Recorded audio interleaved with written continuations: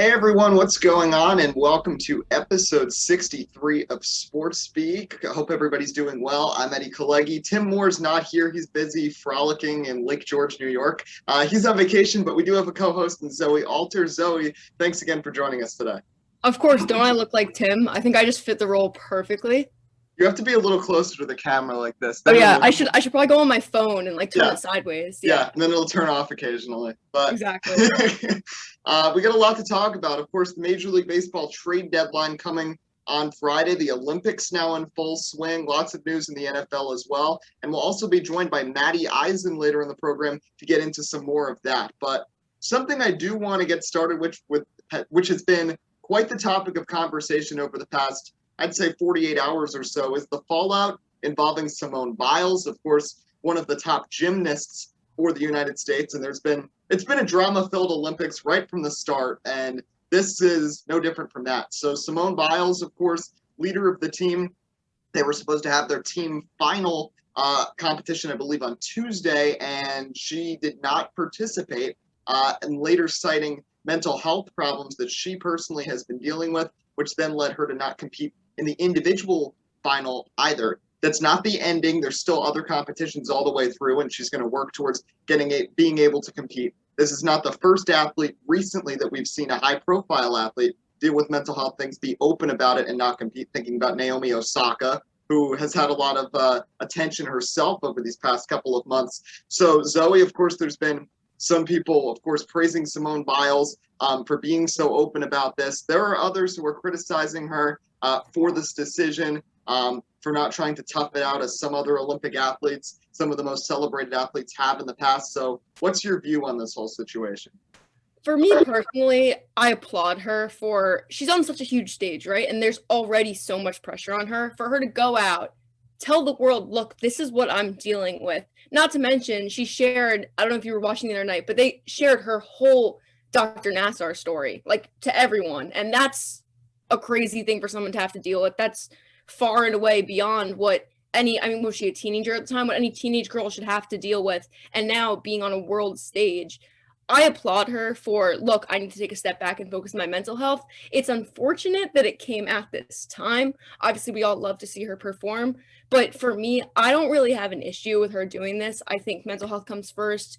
Mental health, physical health, that all comes first before you compete. And as she said, she released a statement saying, look, this isn't a physical injury, but it would have led to a physical injury if she didn't stop. So I think also because of that, it comes as a safety precaution in addition for her to step back. And I'm sure it wasn't an easy decision. It's not like, oh, you know what? I don't feel like competing today. I'm just going to go sit in the locker room. It wasn't one of those things. She put a lot of thought into it. She trained for the Olympics for 5 years now because it wasn't even 4. She came out. She's all the way. She's in Tokyo without family because none of them have family. And I think she's really strong for, being able to say, look, I can't do this anymore and sitting down. And she was still there to support her teammates. It's not like she completely abandoned them. She was sitting right there watching them. And something else, I was watching The Herd earlier, and Joy Taylor made a good point. Gymnastics is a sport that if you're not 100% in it mentally, it can be dangerous. It's not a sport where you can kind of just slack off for a moment, maybe something like basketball where maybe you don't need to have that constant mindset. When you're competing in gymnastics, you need to be fully there mentally to be able to not just succeed, but stay healthy and not hurt yourself. So a lot of people and I myself are understanding of what she's going through and hoping that she does feel better and can get back to competition, because we all know when Simone Biles is out there competing, she is the best gymnast right now there is in the world. But the Olympics have been interesting to start with. There's been a lot of drama surrounding them.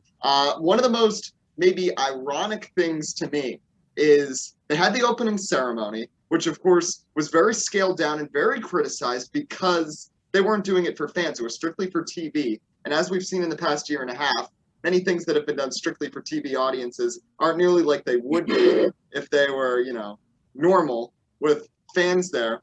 But during the processions, you could hear in the background at some points a lot of protests outside because there were people from Tokyo with masks on who had gathered together outside to protest the Olympics because, of course, Tokyo is still dealing with this COVID pandemic, head on, just like every other country with the Delta variant now, but especially in Japan. And something I think is really funny, I've been watching a lot of the Olympics, a lot of the weird sports. I was watching some canoeing this morning, but but when they do like the cutaway scenes and you can see above Tokyo, it's so weird. There's no cars out. Everybody's like locked down, just like we were last spring because the Delta variant is running so rampant there. So obviously, with all the money invested into this, $34 billion put into the Olympics, there's been a lot of, drama surrounding it and wondering whether we should actually be having these Olympics now or should they have waited an additional year. Zoe, do you think they still made the right call to go through with Tokyo 2020 in 2021? I do. I think they completely made the right call because say they had waited another year, you would have had 2 Olympics in 1 year because the Winter Olympics are 2022, right?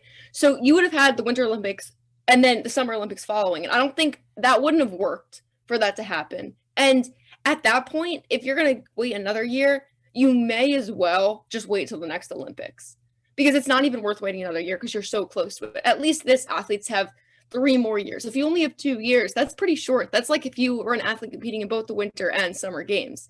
So personally, I think they made the right choice. And it was one of those things where you can't wait till a week before and be like, oh, okay, cases are up now. We need to postpone the Olympics. It's a decision that was made, it was made like a year ago that it was, okay, we're going to postpone it a year, but we're going to make sure it happens then. And in terms of how numbers are, yes, they're better. And for us in the US, it's especially been in the places we live. Like I know most of my community is vaccinated. So a lot of us, I walk around without a mask a lot of the time and I'm used to that. But in Japan, it's not like that yet. There's still some places that are struggling a lot and you can still get it if you're vaccinated. So I think that wasn't something they could predict. They couldn't predict that the Delta variant would blow up as largely as it did, that it would be as contagious as it was. And by the time they would have chosen to postpone it, it would have been too late. Yeah, and like you said, and I'm in a similar boat as you. I'm in a community that is largely vaccinated, and it's not just because of choice in Japan either. A lot of it is because of just the availability of the vaccine. And that's the case with so many other countries too, who have sent athletes to participate. My one fear throughout this whole Olympics is so many athletes, of course, coming into contact from all different countries, very different vaccine. Some have taken really strong vaccines. Some haven't taken any. Some have taken some weaker forms of the vaccine.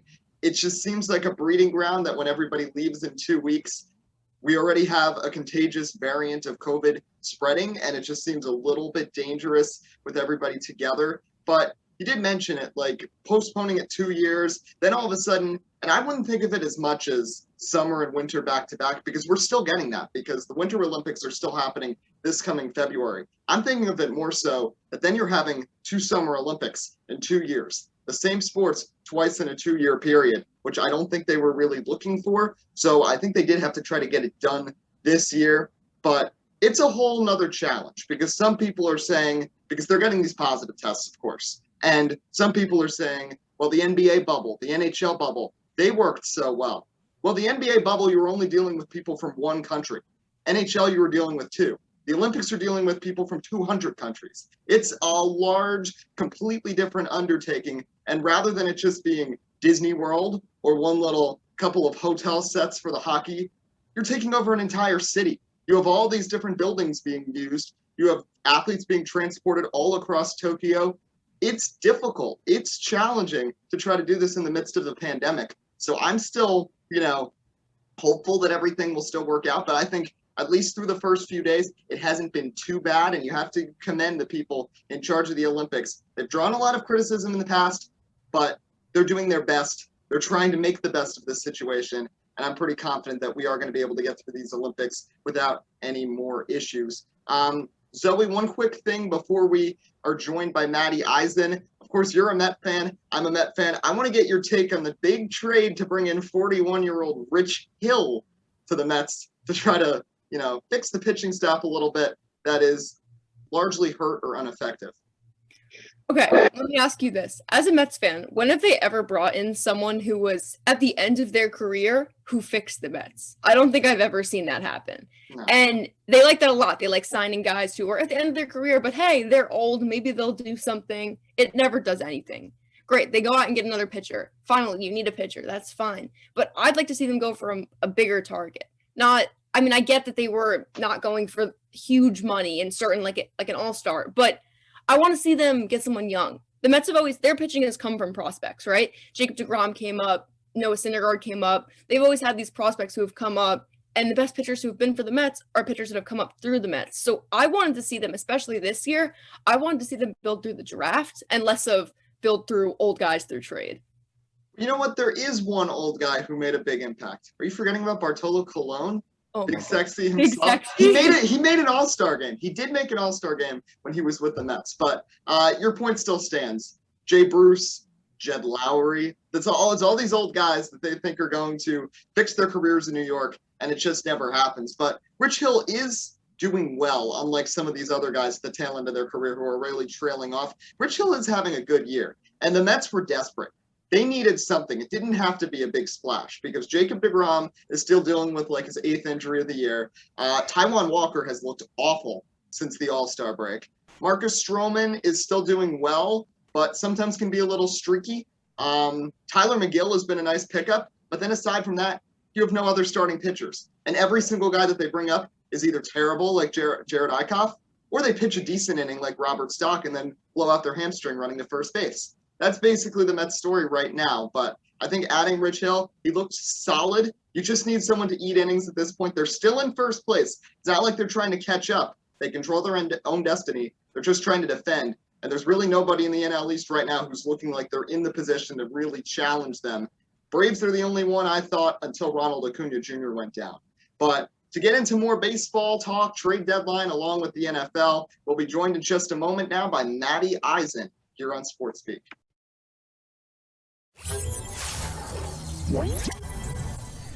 We're joined by the third member of our team today, Maddie Eisen, to talk some MLB and NFL. Maddie, thanks for joining us. Thanks for having me.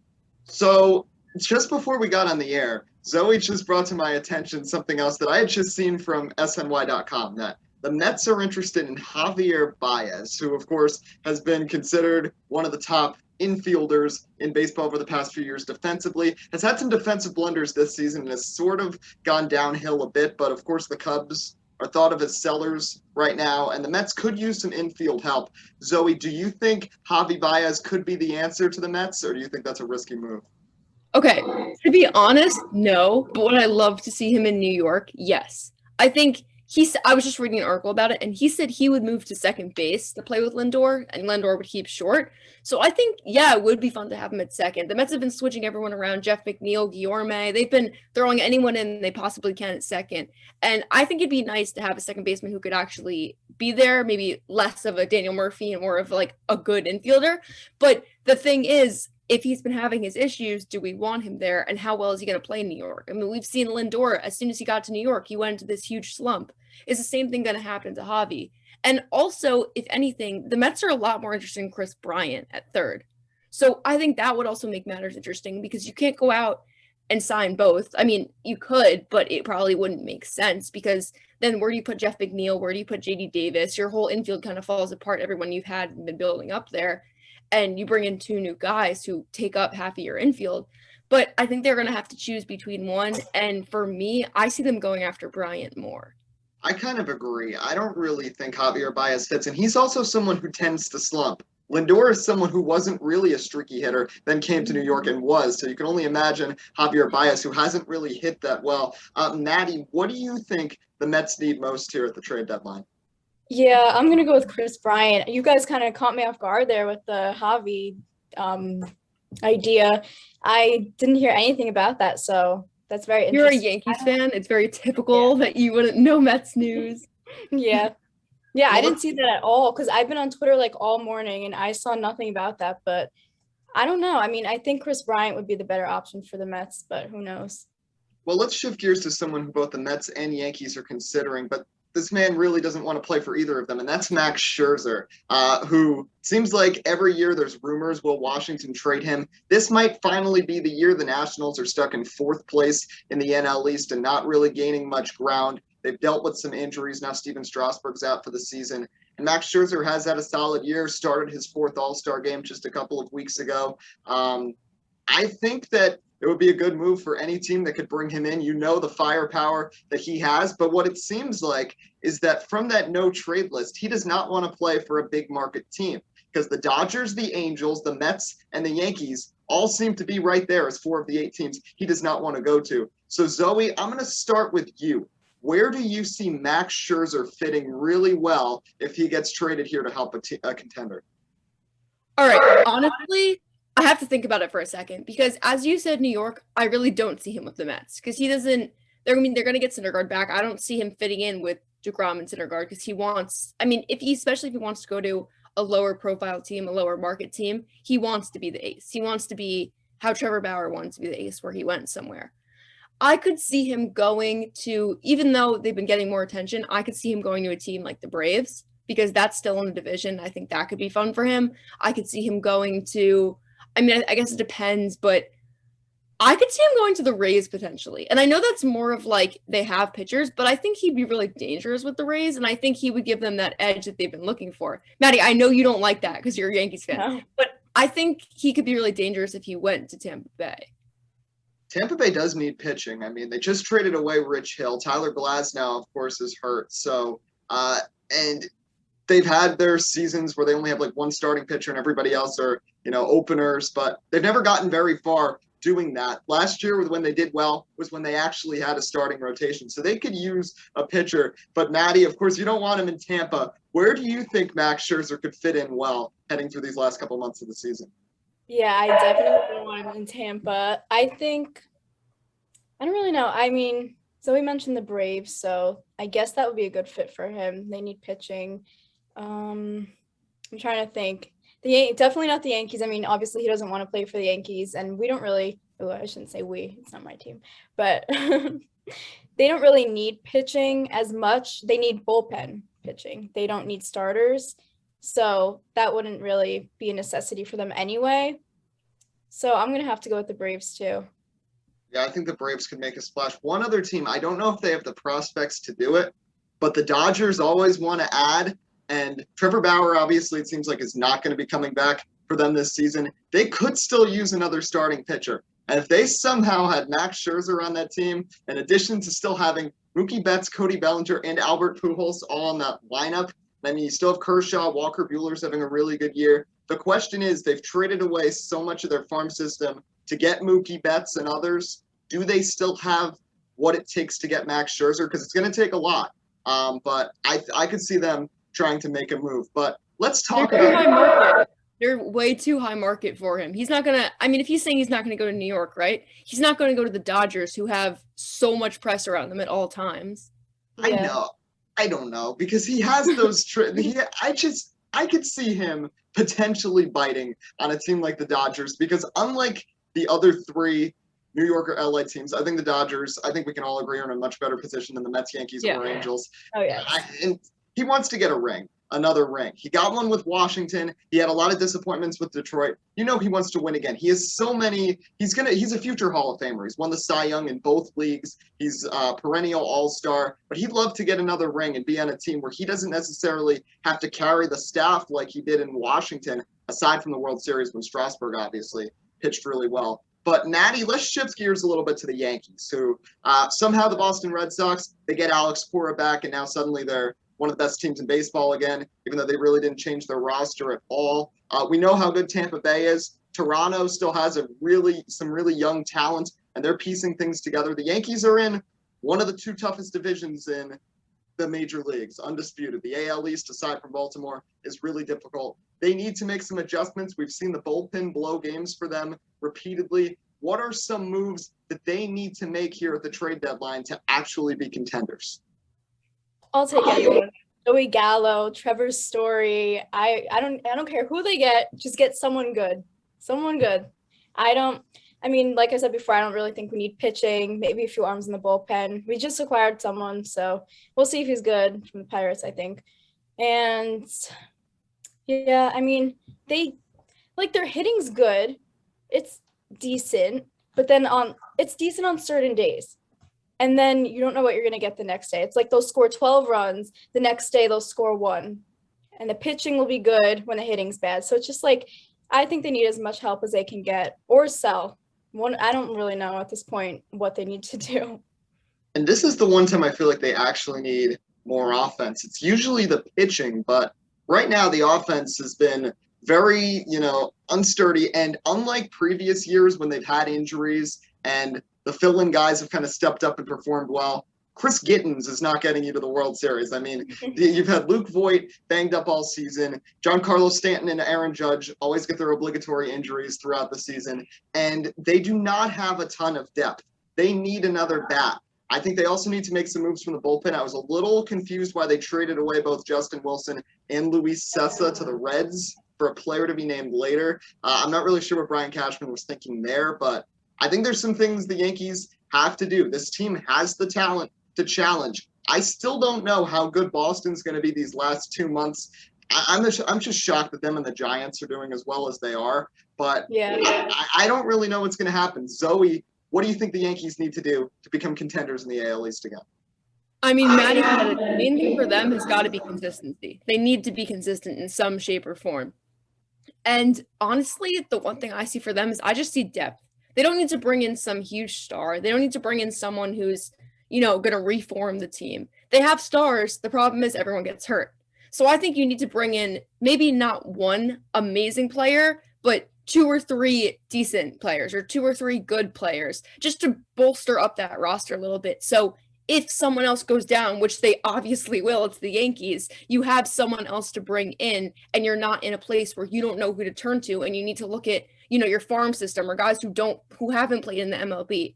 And for me, that's the biggest thing I see for them. So they go for some lower profile guys, but people that'll just bolster it up and give them a little bit more depth on their roster.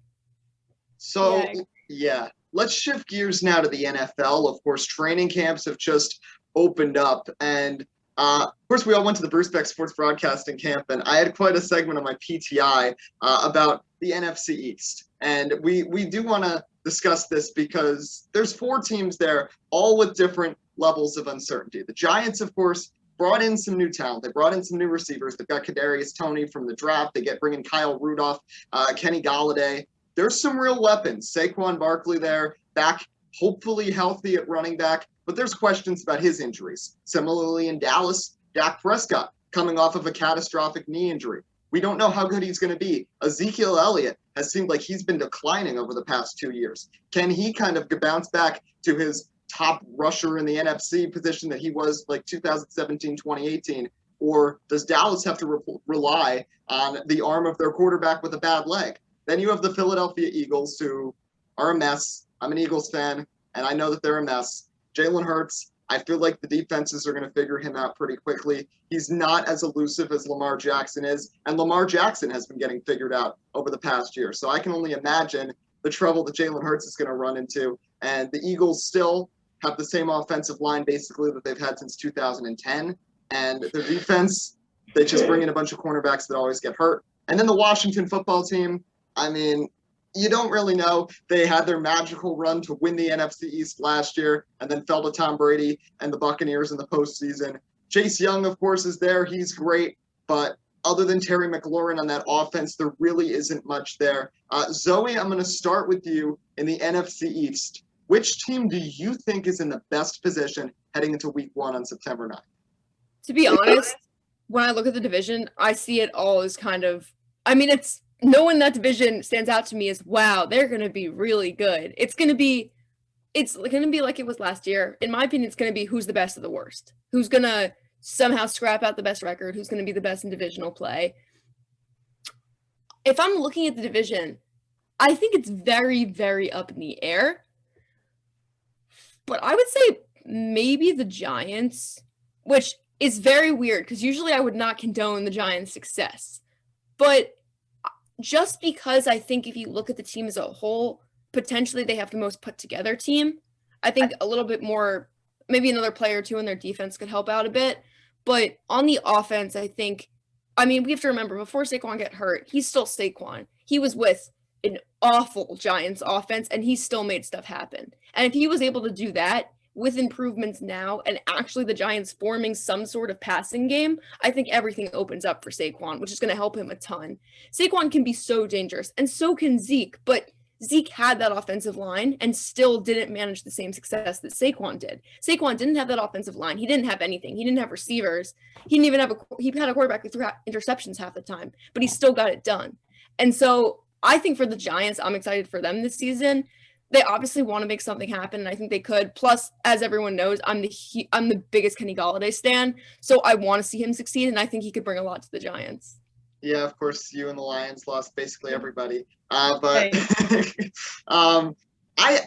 I think the Giants have a lot of potential entering this season. I think them and the Cowboys, though, those injuries, they're so significant. It's really going to depend who adjusts back faster, who's back to their prime form quicker, Dak Prescott or Saquon Barkley. Whichever team is in a healthier state, I think is going to end up winning the division. I don't see anybody in the NFC East winning more than 9 games. It's going to be another thing again. Maybe 9-8 is the best record we see. It's good. The winning team's going to have the 4th seed in the playoffs without a doubt. But I think the Giants and Cowboys can really stretch ahead of Philadelphia and Washington, and it's going to be neck and neck between those two. And the 2 games between those teams are going to be critical, especially the one in Jerry World, because if the Giants can go into AT&T Stadium and take down the Cowboys, that would be a real momentum shifter. But of course, that's always a challenge in any divisional game. Wait, but Eddie, you're saying that you think it's between Dak and Saquon, right? Yes. But you also have to remember the roles they play on their team. The Giants can put someone else in there, and obviously they're not going to be Saquon. But the Cowboys without Dak are pretty much a complete mess. Who are you going to – I mean, you can't just throw Zeke in at quarterback and expect everything to go according to plan. Even when Dak was at his best, Zeke still struggled. Saquon's played with whatever, so you can kind of throw someone in there just for a couple games. I mean, we saw the Giants do that last year when when Saquon went down. Yeah, and Wayne Gallman. Yeah, exactly. And it wasn't perfect, but Wayne Gallman was still decent. I mean, I picked him up in fantasy, and he still got me points. I got a couple wins with him. So I think for me, even if Dak comes back, unless he plays perfectly and plays better than he did before he got hurt, which really isn't possible for someone coming back from such a catastrophic injury, I don't see how. I think it's a bigger deal for the Cowboys to not have Dak than for the Giants to not have Zeke. That's a fair point. I just think with the Giants, though, at least the Cowboys, I feel like, are still multifaceted. I know I was just harping on Zeke a couple of minutes ago, but he is still one of the top rushers in the league despite his struggles from last season. With the Giants, I still have questions about Daniel Jones as the long-term answer. Yes, he does have weapons now, and he didn't have those last year, and that might be all he needed, but the fumbles are still a problem for him. We all know, of course, the infamous play where he almost had the breakaway touchdown and then tripped on himself. I mean, there's just certain things that I wonder about Daniel Jones with his longevity. But still, even with all that, he's still the second best quarterback in the NFC East because of how disastrous the division is. First, well, maybe. We'll see what Dak Prescott looks like week 1 against the Buccaneers. But Maddie, of course, you're going to be favoring the Giants, but what do you think is going to happen in the NFC East this season? Yeah, I have a feeling, and this isn't me being a biased Giants fan, I promise, but I actually think that the Giants are going to go 10-7. Mark my words. I think they have what it takes to win the division and go far in the playoffs because they have, like you guys said, all these new weapons on offense. Their offensive line is decent. We'll see how they hold up. Their defense is amazing, I think. I hope. And it all depends on Daniel Jones, I think. If he could have a really good season, then I think they have what it takes. He doesn't even have to be good. He just has to be decent. He just has to be better than crippled Dak. That's really all he needs. Yeah. I mean, yeah, you don't need to be great. I mean, Taylor Heineke was the quarterback last season for the Washington football team, and they made the playoffs. So, you don't need to be great, but you can't be turning over the ball because the Giants, despite all the weapons, I still think they're going to be playing a lot of low-scoring games like they did last season, and that's when they succeeded. Maddie mentioned it. The Giants' defense was really good last year. There was that game against Seattle where I believe they shut out the Seahawks through the first half of that game against Russell Wilson. They have talent on the defensive side that I think could really weigh heavily in this division because I'd argue the Giants defensively are in a better position than Dallas. It's just Dallas's offense that can be so dangerous, but that all depends on Dak Prescott's health. So it's going to be really interesting to see how both Dak and Saquon progress through training camp, through preseason, and into the regular season. But let's shift gears to the NFC North because I'm staring at this massive Detroit Lions logo behind Zoe and the framed jersey of their former quarterback who is gone. When are you getting the Jared Goff jersey framed, Zoe? I don't think I can. I think I have to keep, just for my own well-being, I think I have to keep the Stafford one. It's vintage now, it's kind of fun. But we'll see. Jared Goff's going to be fine. I don't think he's the long-term solution. And yes, am I excited to see Stafford play a couple games in LA? I definitely am. I'm excited for him. I hope he does well. But there's also part of me that hopes he does really badly because then the Lions get a better pick out of it. So, I don't know. It's just, and I know I'm going to end up opening a can of worms here where you're going to start defending Matthew Stafford to the core. But it's not that he hasn't had weapons throughout his entire career. He had Megatron. He had Marvin Jones. He had Kenny Golladay. He has had targets that he's been able to work with, and the Lions still haven't been able to succeed. I know some of that's because of their defense. I know some of that's because of their coaching staff and having like Matt Patricia, which was awful. And I know part of that's also because they're in the NFC North with Green Bay and Minnesota consistently being really good. But the fact that Matthew Stafford only made it to the playoffs, once or twice in 13 years with the Lions, I don't know. I mean, I know you're a big fan of him. I still think sometimes he can become a little bit overrated, but I don't know. Okay, well, at the end of games, I don't think he's overrated, especially when it's come to the closing thing of a game. He's very clutch. That's one of the things that it's about him. Also, let me ask you this. You said they didn't go to the playoffs. Do you think Barry Sanders is any less of a player because the Lions they only won one playoff game with him because they only went to the playoffs once and they didn't win a Super Bowl with him? Do you think that makes Barry any less of a player? Do you think it makes Matt any less of a player that he had multiple over 1,000 yards, had his receivers have multiple over 1,000-yard seasons, that he broke records that no one else in Detroit has ever had because of how well he threw the ball? Also, let me just ask, how about the run game? How was that for the Lions? They had 0 run game. They had 32nd in the league and run multiple years. Their offensive line was an absolute mess. I almost just said a word I can't say right here. It was an absolute mess. Horrendous. He was always worried about his blind side because, oh, look, Stafford's going to get another concussion because someone's flying at his head. And when you look at it, I think he worked really well with what he had. Yes, I would have liked to see him do a little bit more when he had Golladay, Tate, Marvin Jones. I would have loved to see him put it together a little bit more. But if he did what he could, and if you look at a season or two ago, he had the 9 comebacks in a game because he led his team in that 2-minute drill to the end. That is prime Matthew Stafford. And you put him in a place where he does have a defense. He has Aaron Donald on the other side of the ball. He has weapons that are actually going to get him the football. With the Lions, it was the offense. When the offense was on the field, they got knocked off the field, and the defense was always on the field. And so he didn't even get that many opportunities. But yeah. I don't know. It's just, yeah, he can be clutch week 2 against the Chicago Bears, but when it's late in the season, playing a big game against Green Bay or Minnesota, I kind of feel like he shuts down in those scenarios. And he's going to a division now where he has to play really well because the NFC West, in my opinion, is the only division in football this year where you have 4 potential playoff teams. I think the 49ers, I know some people hate on them and hate on Jimmy G, but they just made it to the Super Bowl 2 years ago. And they do have Trey Lance as an option to come in at quarterback if Jimmy Garoppolo is ineffective. And last year was so bad for them because half their defensive line had torn Achilles and torn ACLs by week 3. I mean, that's why San Francisco did so poorly. We know Kyler Murray is going to be solid. If DeAndre Hopkins can put up with the vaccine policy, I think the Cardinals will have a weapon there. And we know they brought in J.J. Watt on defense. And then Seattle still has Russell Wilson. So he's going to have, I think, a tougher road to navigate in the NFC West than most years in the NFC North because there was always one team lacking in the NFC North, whether it was Chicago, which I think was pretty common, or Minnesota a couple of times, or Green Bay the years that Aaron Rodgers got hurt. This year, he's in 6 really, really challenging divisional games playing out west. Also is going to be playing outdoors. He's been used to now playing in a climate-controlled Ford Field for the last decade and a half.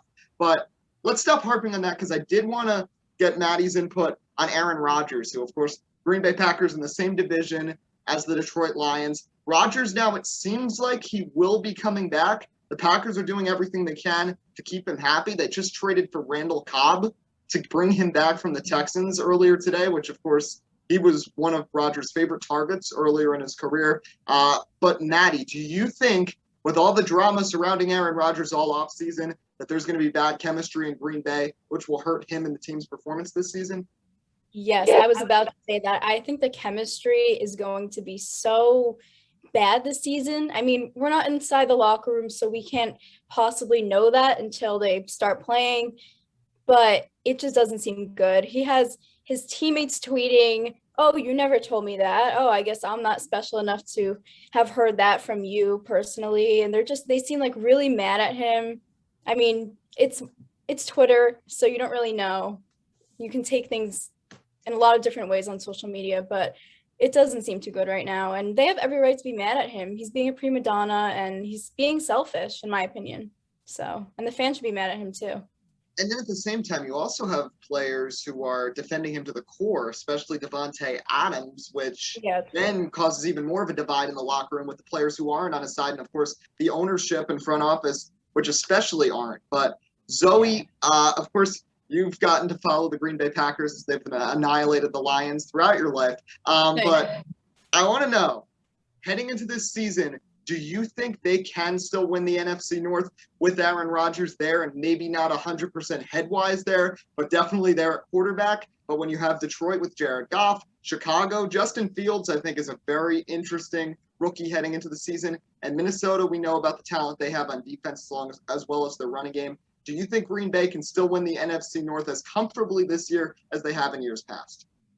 You mentioned the Lions like they're a threat. The Lions are going to have the number 1 pick this year, and if they don't, I'm going to commit arson somewhere because they need to have the first round pick. It's not like the first pick in the draft. If that doesn't happen, Lions have no shot. And personally, I literally did a happy dance when I saw Aaron Rodgers get back because I was not accepting that the 1 year, the Lions are always bad, but the 1 year that the Lions really, really were in a rebuild, Aaron Rodgers wasn't playing. I was about to lose my mind over that. But I'm very happy he's back. It's still the Packers. We still have to remember that. We still have to remember the other weapons they have. You have Aaron Rodgers, and sure, maybe some of the chemistry is a little weird, but when they get on the field, they're going to realize, look, we're the Packers. We have Aaron Rodgers, and we haven't made it past there, but we've been to the NFC Championship multiple years in a row. You know, they're still the Packers. They're still always dangerous. And as my dad always tells me, he's like, no matter how good the Lions are, it's still the Packers. They're still going to lose. It's just the way it is. And even whatever they're going through, whatever's happening, even with the first-year head coach, they still did really well. So I think if it comes down to it, I think they're going to be just fine. You have other weapons that you can lean on if Aaron Rodgers goes a little bit askew. And at the end of the day, who's going to challenge them? As you said, Justin Fields, interesting. Yeah, definitely an interesting option. The rest of the Bears, that has all to do with chemistry and stuff. How do you transfer from Trubisky and that whole mess to this? I think that's going to be interesting. Khalil Mack hasn't been his best there. He's going to have a great season. And for me, looking at the Vikings, I've never believed in Kirk Cousins. I think he's a mess. And I don't know. I mean, the Vikings they're kind of just there in my mind. Like, they're not anything special. They're not anything bad. They're just, if the Packers go up in flames, sure, the Vikings will take the division. But if the Packers maintain a steady level of play and literally don't erupt at each other on the field and don't start fighting each other, I think they'll be fine. So one last question. I want to shift gears to the AFC quickly because, of course, the Kansas City Chiefs, we know about their electrifying offense, which was completely shut down by the Buccaneers in the Super Bowl back in February. Zoe, I'm not going to roast you about the pick. I've already done that. You basically just did. I just felt it, you know? Well, Anyway, so Patrick Mahomes, of course, coming back strong, hoping to bounce back because that was the worst game of his career by far. And he's in an AFC West where the Denver Broncos did not make too many improvements. The Raiders, I still think, are dysfunctional with John Gruden at the lead. The Chargers are compelling because Justin Herbert was surprisingly strong in his rookie season. But I still think the Chiefs are going to coast right through that AFC West. So, Maddie, do you think the Chiefs, after that embarrassing loss in the Super Bowl, can bounce back and get back there this season? Oh, definitely. I was going to say I think that game was a fluke, but, it was a Super Bowl. So the Buccaneers just had what it took to win, and their defense was amazing. Their offense was amazing. So it was just, I don't know. I think the Chiefs, a lot of people had them winning. A lot of people thought they would win. because they were amazing all season. They've been good these past how many years so far? I mean, since Patrick Mahomes first became their quarterback. So I think they just keep getting better and better. Just forget about that Super Bowl loss. I don't know, kind of putting that aside, I think they're going to be good. I think they're going to take that and use it as motivation. I don't know. That was kind of a bad answer. Well, I think that's true. I think they're going to be angry after how bad they looked in that game. And they're bringing back their whole roster. You've still got Kelsey, you've still got Tyreek Hill, and of course, you still have Patrick Mahomes. The defense was spotty last season, but I think they have made some moves to kind of correct that in some ways. And looking at the AFC, of course, Cleveland is really talented entering this season. Pittsburgh, I still don't have any faith in Big Ben, but the rest of the roster is still pretty good. Baltimore, as long as they don't keep ending up COVID positive, they can perform pretty well. And then aside from that, aside from Buffalo, I don't see many other really strong contenders. Actually, Tennessee. I think Tennessee with Julio Jones could be really good because Tannehill has now Derrick Henry, Julio Jones, and A.J. Brown. But that's going to just about wrap up this show. We'll definitely get into more on the NFL in the next couple of weeks as the preseason kicks off in just 2 weeks. Maddie Eisen, thanks so much for joining us. Where can people find you on social media? Yeah, so my Instagram is mad.eisen, MADD.eisen. And my TikTok is Major League Mad. I also have another Instagram account where I post a lot of sports stuff called Major League Mad. Twitter is Major League Mad. So basically everything is Major League Mad. Well, great to have you here once again. That'll just about end things here. We'll be back next week. Tim Moore will be back from gallivanting through Lake George to talk some more football, baseball, Olympics, NASCAR, anything that's on the topic of discussion next week. But Zoe Alter, thanks again for co-hosting today. Thank you for having me. I mean, Tim's kicking me out of my job, but it's okay. Well, maybe he'll take another trip and you can replace him again. But We'll see. until next I'll time. be on my phone next time. Like I said, close to the camera. Until next I'll time, do it. this is Eddie Kalegi signing off here on Sports Speak. We hope you have a great rest of your week.